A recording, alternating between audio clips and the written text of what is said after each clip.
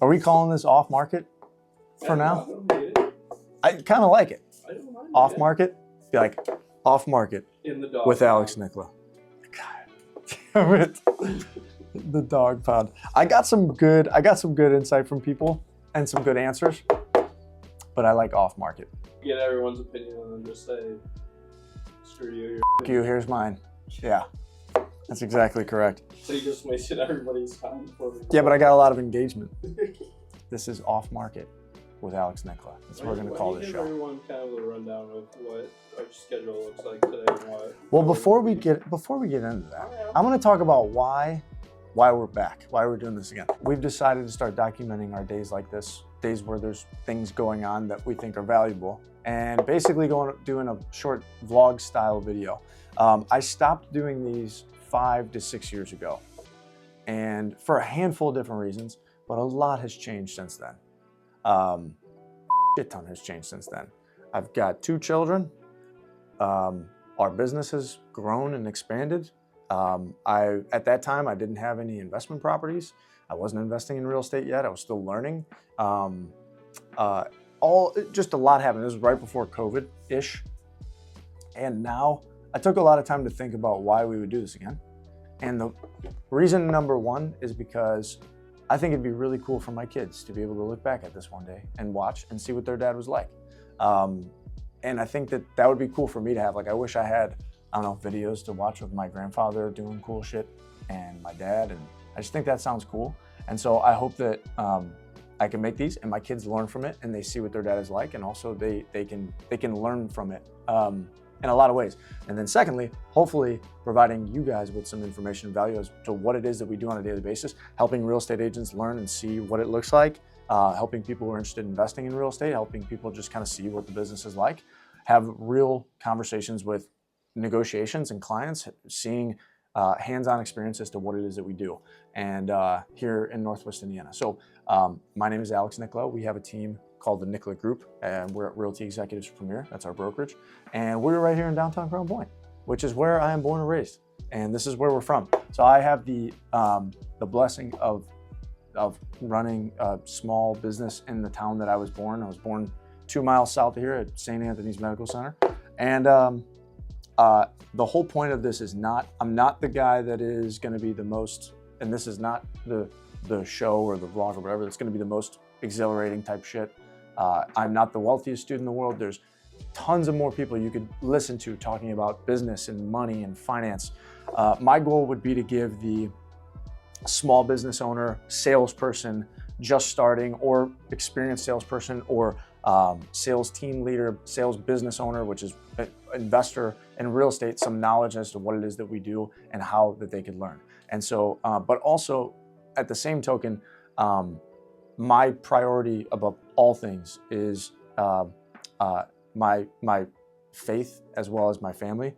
And so I'm not somebody who my whole life is about business, because it's not. I do love it, but there's one thing I will never sacrifice, and that is being the best husband and dad that I can be for money and business. So I'm more of the small town, although this is technically a city, in Midwest guy who hopefully can give you some value on real estate, being an agent, insight as to what our business looks like, what it is we do on a daily basis, investing in real estate and now I'm at a small scale, and a handful of other valuable pieces of information on what it looks like to run a team and running a sales business. So our team today, as of December 12th, 2024, there's 15 of us, 12 salespeople, 2 support staff, and Kyle behind the camera for marketing. He didn't clean up his beard, so he looks a little scraggly. Regardless, that's what we are. This year, 2024, we'll sell about $45 million worth of real estate. And at this stage, I currently own about 10 investment long-term rental properties. I have 1 Airbnb property, and I'm flipping a house right now, which we'll show you guys later. And so hopefully I can teach and educate on those things, but also teach and teach coaching and training real estate agents. And you can see the day-to-day life as we talk to clients, negotiate with other agents, negotiate on deals, and work with clients in the process. So let's get it. That's it. So today we've got a mastermind meeting at 11 o'clock. I just finished up. First off, I just finished up my morning prospecting. So for agents, one of the most important things that you can do in the morning, from the time you wake up, your morning routine, until noon, that's when your work is done. So I just finished up talking to people about real estate, which at the end of the day, that is our job. So I just finished that. 11 o'clock, we got a mastermind meeting. I've been a part of a mastermind of guys that most of the guys I actually grew up with, but all of us are in different, whether business owners, sales positions, and we've been having this mastermind, which came from the idea from the book Think and Grow Rich. Think and Grow Rich, if you have not read that book and you're in some form of business or you want to learn about money, about wealth, creating wealth in business and so on, it's probably the best place to start. And in that, they talk about having a mastermind group, a mastermind alliance. And so that's what we call it. The mastermind alliance that we've had for, I think it's 2016. So coming up on 9 years now of guys that when we all had nothing, we were all just starting, we were reading that book together. We'd sit at a round table at Aunt Laura's house and we would talk about what it is that we were learning. And so I've got a meeting, we do a bi-weekly just Zoom call, check in on everybody. The growth there is crazy when you see when we're 8 years ago to now where everybody is at. So that's really cool. So you guys can meet some of those guys. We got that at 11. We have a coaching call with our, one of the things that we provide for our team is a business coach for our team through the Tom Ferry organization. So that's complimentary to all the agents on our team. So we have that with our coach Frank, who is the man, from noon to 12:30. 12:30 to 1. And then 1, we're gonna have a onboarding meeting for a new agent, Yvonne, who is our newest agent to the Nickla Group. Then we're gonna run over to the flip property I'm flipping over in Cedar Lake, Indiana. I'll give you the numbers on that. And then I got a buyer consultation, which you probably won't see, but we'll talk about that later. And then a closing for some amazing clients at 4 p.m. So it's gonna be a solid little day. What do you got there? We had a pleasant surprise from Megan Thompson, owner of Twisted Sugar. Shout out Twisted Sugar in Crown Point, by the way. But Jake Rhodes, Dynasty Real Estate, just gave me some cookies. Thanks, Jake. Dynasty Real Estate, the guys over there are the best wholesaling. But anyway, Twisted Sugar, check that out. Come on now. Looks like a nice variety pack. Oh yeah, we got 2 of these. Check that out. Shout out Twisted Sugar and Jake. Thanks, man. Dynasty Real Estate. You guys need to invest in real estate, talk to those guys. Yeah, I'll be here. Come by. All right, man. Jeff Limbaugh. You just people watch and you have to say hi to everyone. So that's my favorite part about my office is that all the people walk by and it's cool is they can't see in, but I can see out. So people walk by and I'll be like, and it scares the shit out of them. Almost broke that. Anyway, not you, Kyle. Your dirty ass beard. Look at that thing. A little dirty. Is that Muha? So Muha's in the house today because we're recording. We're getting back to vlogs. Here, hold on. Vlogs. Kyle What's in up, there. brother? What's up, dude? What's up, bro? I've been trying to use Friday too. Like I honestly don't. When it comes to Fridays, I really don't prospect on Fridays. So for me, it's like I do more business development stuff on Friday. So a mastermind on Friday works really well for just kind of what my day's like. I'm working more on my business then than I am working in it. That's why I start my day with what I start my day with. My morning is very selfish, and I'm grateful for my wife and my kids. But like because once I take care of me, I feel like I can take care of everybody else. Or all of the other things that I have in my life. Yeah, I'll just get rid of this expense and I can do it on my own. But the year that you had an assistant, you did the most you've ever done. And in a year where everybody else did less, most people did less than what they normally do. So if there's not any more proof that you're doing exactly what you need to do with going in to hire somebody else, all you have to do is look at the numbers, and you guys are so big on that. Like, what are the numbers? Look at them. You hit your goal, you had the best year of your career. And it's because you weren't wasting time on the shit that you're not good at or you don't enjoy to do. Hey! What are you doing? You need help? Kyle's here. Hey, get out here, Kyle. You gotta record. Shut up. You gotta record Cream. Are you gonna just film me or are you gonna help? We're on a vlog. You want me in the show? I think I already am. Hey, I miss you. I miss you. I miss you. Are you coming in here? Yeah. It's great. It's our buddy. Coach, hey, look. Hold on, I gotta show you. Oh wait, I gotta show you because. Hold on. By the way, I think I came up with a name for the show. You're on the show. See? Yeah. What's going on? What up, We're man? mic'd up. Okay, but I think I came up with a name for it, and I think we're gonna call it Off Market. That's the name of the show. Off Market with Alex Nickla. Thoughts? I like it. Thoughts? It's got a ring. It's got a ring to it. Off Market. That's what it's called. Another episode of Off Market. The term off market, it kind of actually came from, I was thinking about it. I was talking to my wife and I'm like, all right, the show Coach referred me to is called The Gray Market. And I was like, the gray market, that's separate. Those are off market deals. I'm like, we do off market deals. It's like off market. The term off market is used in real estate a lot. And it's kind of the play on words, I think kind of goes a little bit too to like, we're doing things behind the scenes. So it's kind of like off market. That's how I took it Yeah. when you said that. Yeah. Like, well, what you do, exactly. You know, and it's a real estate term. And then the other thing too was, I think that my goal with the show is not just like branding for clients. I think we're gonna get more people who are agents or want to become agents. I think it'll be a recruiting tool. And then I do too. And then Totally. those people are gonna watch more than someone who's like a client, right? And then long term, I think that if I ever wanted to do any form of like, let's say, because I've thought about this before, but let's say someone who's not in Northwest Indiana would watch it, right? So if I related it just to Northwest Indiana, then people won't give a shit. But someone in Iowa may watch this because he wants to learn about real estate. And so if it's like only related to the region, then people probably don't care. So, but if we're talking about real estate related things outside of that. And it was like a super busy thing I am. So like now, I'm at 25 miles a day, but I just like, I could just this bathroom tomorrow and it's technically yesterday's showing. So every single day I've been showing a lot of stuff that I'm seeing. And especially because this is one of my salespeople don't like the idea of practicing or role playing or doing something with their presentations, right? But think about professional athletes. As a professional athlete, they practice they play, let's say a professional football player, they play on Sunday for 3 hours, but they practice 5-6 other days in that week for probably 4, 5, 6 hours plus weights and everything else. So they're practicing 10, 15 times more than they're actually playing. And for some reason, when you get into sales, it's like you now have a position where, and the opportunity in this industry, in this business, to create any sort of lifestyle that you want from an earning potential, whatever business that you want, but people aren't willing to practice what they say. So just by you saying like, hey, that buyer consultation video and those tutorials and that training helped me, yes, but the more that you do it, the funny thing is people think like, oh, I need more buyer consultations.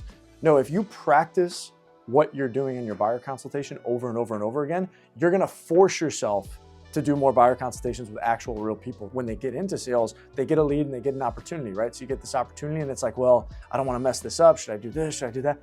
It's very, very simple. Pre-qualify this person's situation. And if they're they're ready now, great. If they're not, great. We continue to talk with them and nurture that relationship until the time comes. So for an example of this, that guy, you're like, I don't know what to say.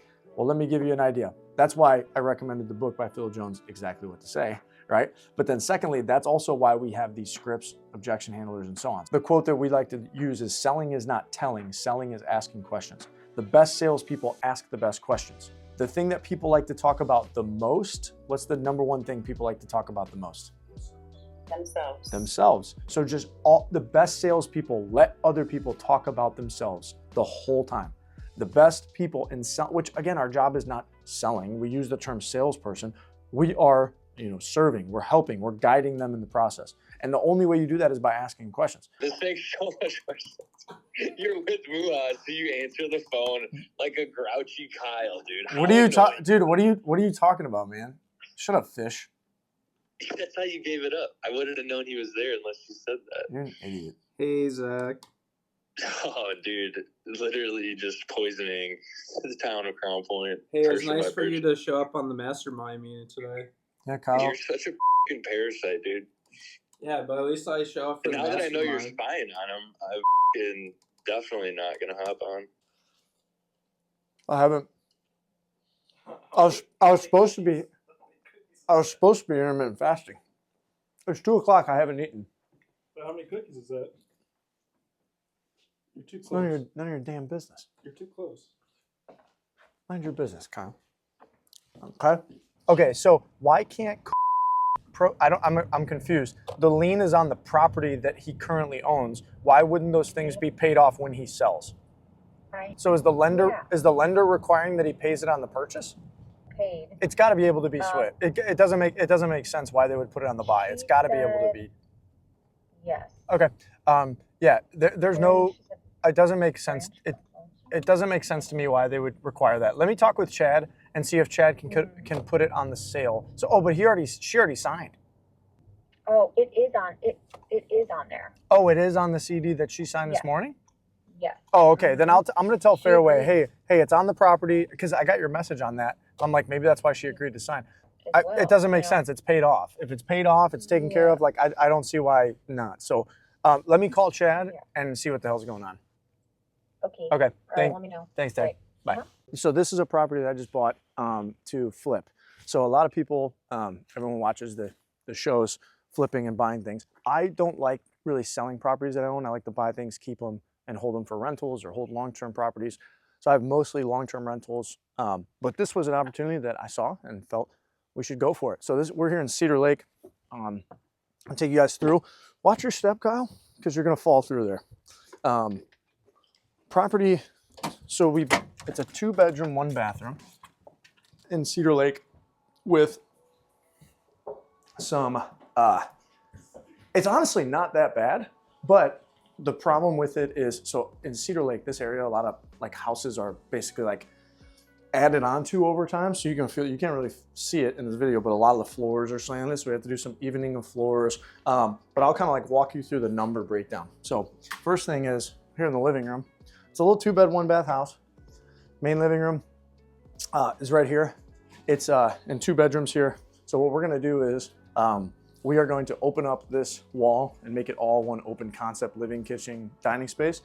We got 2 bedrooms here, and check this out. This inside here, you can see there's a huge gap on the floor. It's hard to tell, but like this is how bad the floors are here. I can fit my shoe underneath it. All right, so the floors are settled so bad, so we got to do some leveling out of floors.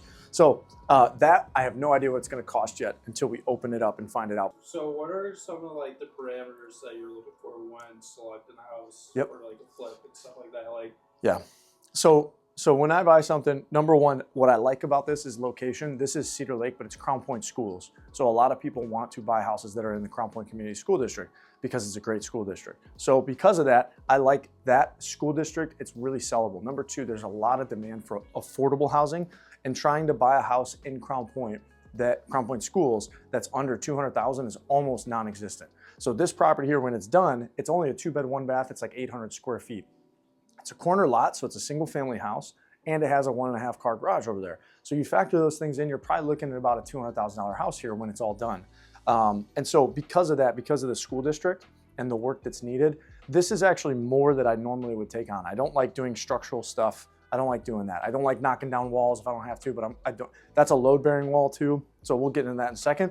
But this is more usually I want to go in, and when I'm buying something, because I don't flip properties often, I buy them and hold them. Usually what I'm looking for is to come in and do mostly cosmetic stuff, right? So I'll give you a rundown of some of the things that we need to do, and then I'll run through the numbers. So main living area, mostly in here, it's gonna be, first thing is leveling out all these floors. That's number one. Once we do that, in the living room and the bedrooms, it's mostly just flooring, paint, fixtures, simple stuff. We are gonna need a new furnace. Now this house does not have an AC unit, so it doesn't have central air, but it does have a furnace, which means it already has ductwork. So what we need to do is, that furnace is 33 years old. They don't make them like they used to. Still runs, it's warm in here. You won't find a furnace today that runs 33 years, I'll tell you that.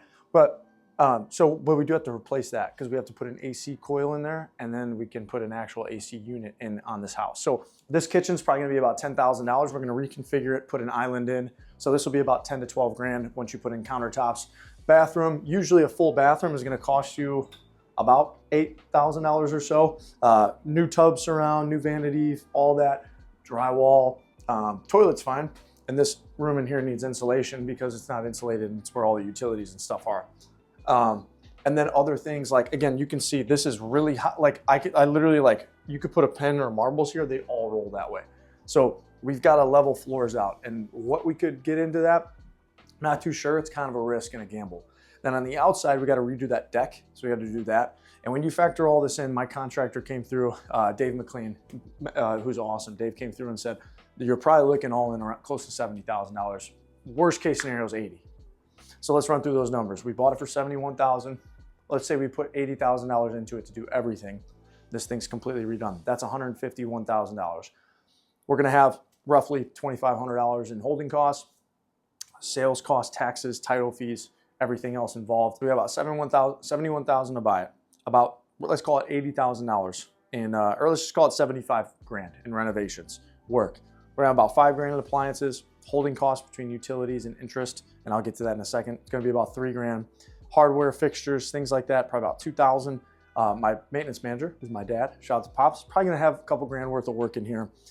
Pay a buyer's agent, about $5 grand when we sell it.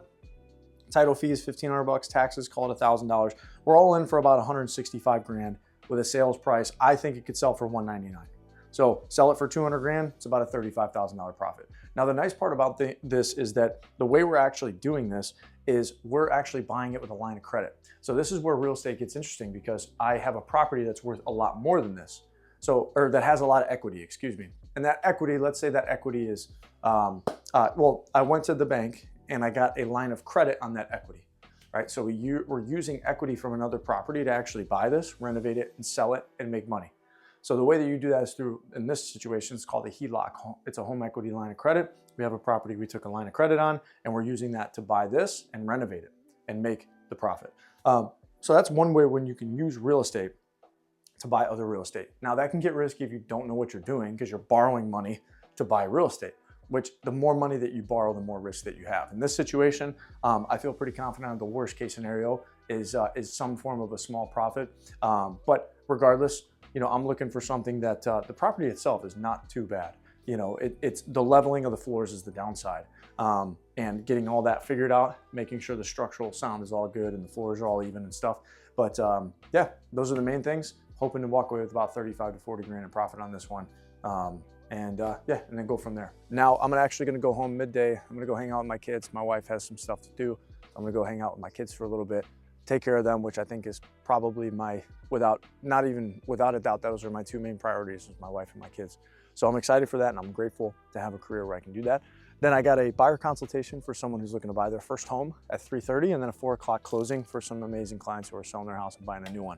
But that's just kind of a look in the day as to what we're doing.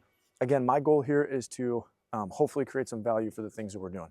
And hopefully questions come from this.